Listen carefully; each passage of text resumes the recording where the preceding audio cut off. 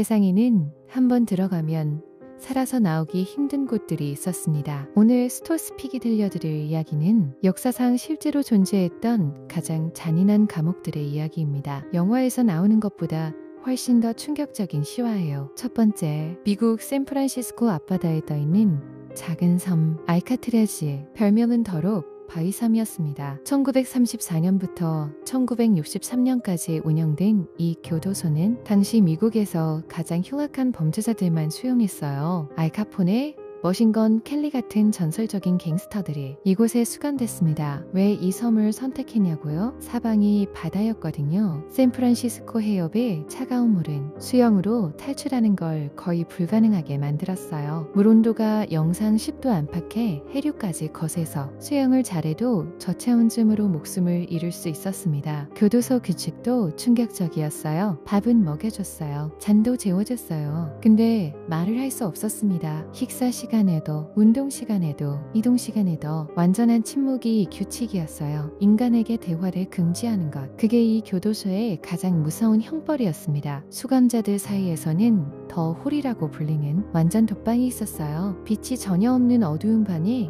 혼자 가두는 거였습니다. 며칠씩 빛도 소리도 없이 혼자 있다 보면 사람들은 한참을 듣고 환갑이 봤어요. 정신이 무너지는 거죠. 알카트라즈 역사상 공식적으로 탈옥에 성공한 사람은 없었습니다. 근데 딱 한 번 1962년 프랭크 모리스와 앵글린 형제가 교도소를 탈출했어요. 수개월에 걸쳐 숟가락으로 벽을 긁어 한 기구를 뚫었습니다. 종이와 비누, 머리카락으로 모형머리를 만들어 침대에 놓아뒀어요. 간수들이 보면 자고 있는 것처럼 보이게요. 그리고 그들은 차가운 바다로 뛰어들었습니다. 이후 이 세 명의 행방은 아직도 미스터리예요. 시체도 발견되지 않았고 살아서 도망쳤다는 증거도 없습니다. 21세기에 들어서 앵글린 형제의 조카가 두 사람이 브라질에서 살다가 사망했다고 주장하기도 했어요. 진실은 아직 밝혀지지 않았습니다. 두 번째, 러시아 흑돌고래 교도소. 정식 명칭은 IK-6교도소예요. 카자흐스탄 국경 근처 오지에 있는 이 교도소는 러시아에서 가장 흉악한 범죄자들만 수용합니다. 가석방 없는 무기징역을 선고받은 사람들만요. 교도관이 직접 인터뷰에서 이렇게 말했어요. 수감자들을 사람 취급하지 않는다. 교도소장도 이렇게 말했습니다. 이곳을 나가는 방법은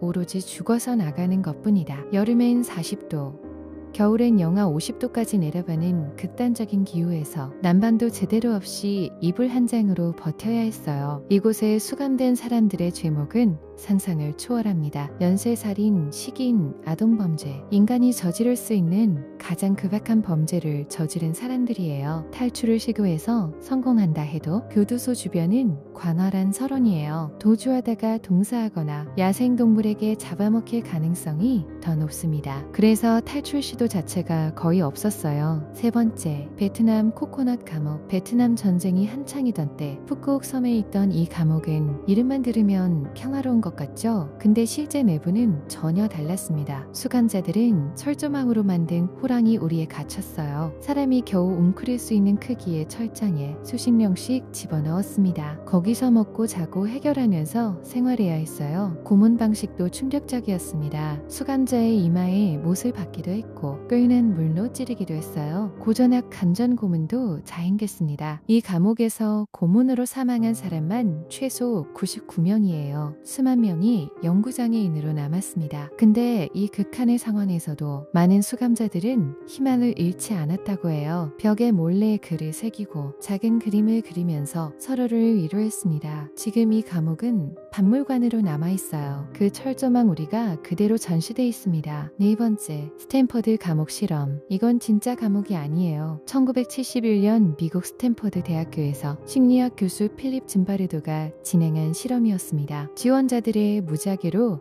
간수와 죄수로 나눠서 가상의 감옥에 집어넣은 거예요. 이 실험이 왜 여기에 나오냐고요? 사람이 얼마나 빠르게 잔인해질 수 있는지 이 실험이 증명했기 때문입니다. 실험 첫째 날, 간수들은 친절했어요. 둘째 날, 간수들이 죄수들에게 명령하기 시작했습니다. 셋째 날, 간수들은 죄수들을 심리적으로 괴롭히기 시작했어요. 밤새도록 운동을 시키고 화장실을 마음대로 못 가게 했습니다. 넷째 날, 일부 죄수들이 정신적으로 무너지기 무너지기 시작했어요. 울고 소리 지르고 환각을 받습니다. 연구팀이 괜찮냐고 묻자 죄수들은 진짜로 자기가 범죄자가 된 것 같다고 했어요. 간수들은요, 자기가 진짜 교도관인 것처럼 행동하기 시작했습니다. 이 실험은 원래 2주간 진행될 예정이었어요. 근데 엿새 만에 강제 중단됐습니다. 상황이 너무 심각해졌거든요. 이 실험이 우리에게 말해주는 건 이거예요. 평범한 사람도 특정 상황에 놓이면 얼마든지 잔인해질 수 있다는 것. 마지막 이야기, 아우슈비츠, 폴란드에 있는 나치 독일의 강제 수용소입니다. 이곳은 단순한 감옥이 아니었어요. 체계적인 학살 공장이었습니다. 수용소 정문에는 독일어로 이렇게 써 있었어요. 얼비에 마겔말에서 기비 마시주멘지대 노동이 자유를 만든다. 근데 이건 거짓말이었습니다. 이 문을 통해 들어온 사람들 대부분은 살아서 나오지 못했거든요. 1941년부터 1945년까지 이 수용소에서 사망한 사람은 최소 110만 명으로 추정됩니다. 하루에 수천 명씩 기차로 실려온 사람들이 도착하면 나치 장교가 간단히 선별했어요. 일을 할 수 있으면 오른쪽, 일을 할 수 없으면 왼쪽. 오른쪽은 강제 노동, 왼쪽은 가스실이었습니다. 어린이, 노인, 임산부, 병약자들은 거의 대부분 왼쪽으로 갔어요. 도착하자마자 죽음으로 향하는 줄이었습니다. 강제 노동구역에 들어간 사람들도 굶주림, 질병, 구타로 하나씩 쓰러졌어요. 이 수용소에서 살아남은 사람은 전체 수용자의 10%도 되지 않습니다. 지금 아우슈비츠는 박물관으로 보존돼 있어요. 그 철조망, 그 막사,